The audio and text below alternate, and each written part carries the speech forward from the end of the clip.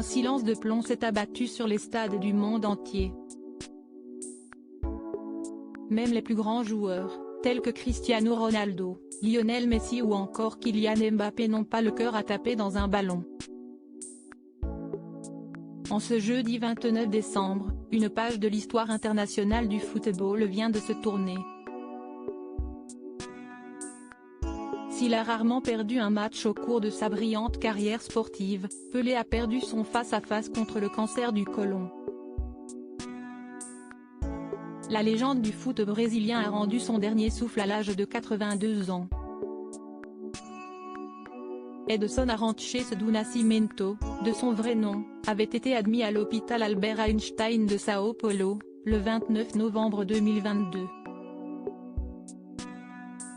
Dès que cette maladie lui a été diagnostiquée, en août 2021, le roi Pelé avait multiplié les traitements et les chimiothérapies pour tenter de mettre hors jeu son cancer. Une rage de vaincre qu'il a toujours su démontrer sur le terrain. Et ceci dès sa plus tendre enfance.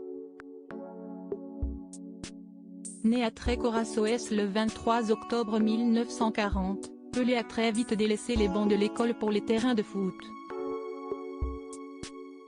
Dynamique, rapide et habile, le jeune homme n'a pas tardé à être repéré pour son talent par les plus hautes instances du foot brésilien. À l'âge de 16 ans, ce prodige du ballon rond a ainsi intégré l'équipe du Bauru.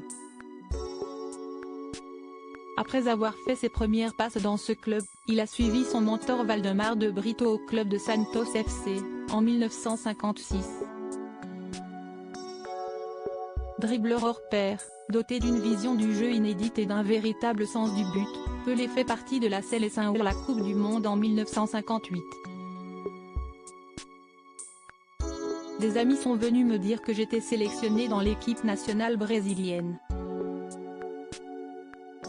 J'ai répondu non, vous me faites une blague. Puis je suis allé chez moi et j'ai raconté ça à mon père. Il m'a répondu oui, ils ont pris 5 jeunes joueurs. Tu vas en faire partie, confiait-il dans une interview en 2018. Une participation à la prestigieuse compétition qui lui a permis de se hisser au rang des meilleurs joueurs. Pelé, d'enfant prodige à légende du football. S'il est difficile de résumer en quelques mots la carrière de Pelé, l'une de ses performances restera à tout jamais gravée dans les mémoires. Alors qu'il n'avait que 17 ans, le jeune joueur a disputé sa toute première finale de la Coupe du Monde. Le 29 juin 1958, le Brésil affrontait le Suède.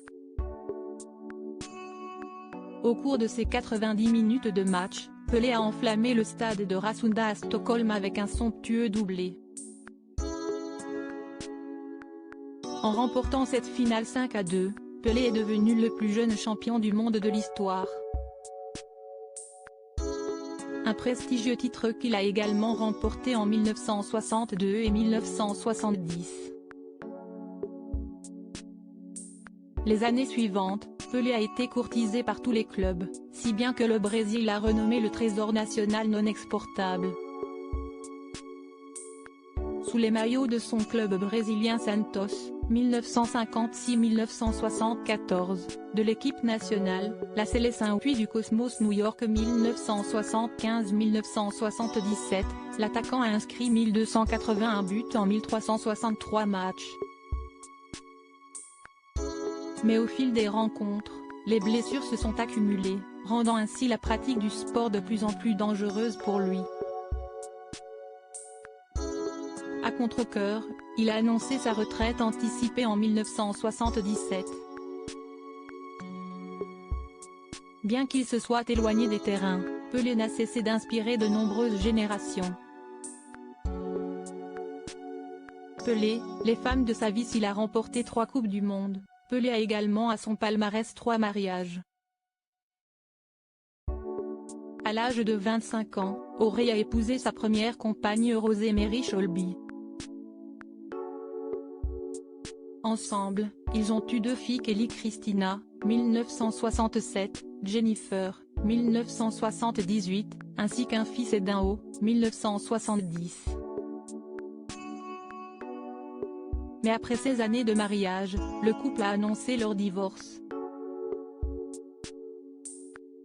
En avril 1994, Pelé a épousé la psychologue et chanteuse de gospel Assyria Demos Seixas. 2 ans après leur union, ils sont devenus les heureux parents des jumeaux Joshua et Celeste. À la tête d'une tribu composée de 5 enfants, issus de 2 mariages différents, Pelé a dû reconnaître la paternité de 2 autres enfants nés de relations extra-conjugales. Après avoir vécu une vie sentimentale quelque peu tumultueuse, l'icône du foot a su trouver son équilibre auprès de Marcia Sibeli Aoki. Malgré leurs 25 ans d'écart, les 2 tourtereaux ont filé le parfait amour jusqu'au décès du célèbre buteur brésilien. Crédit photo, Itartas.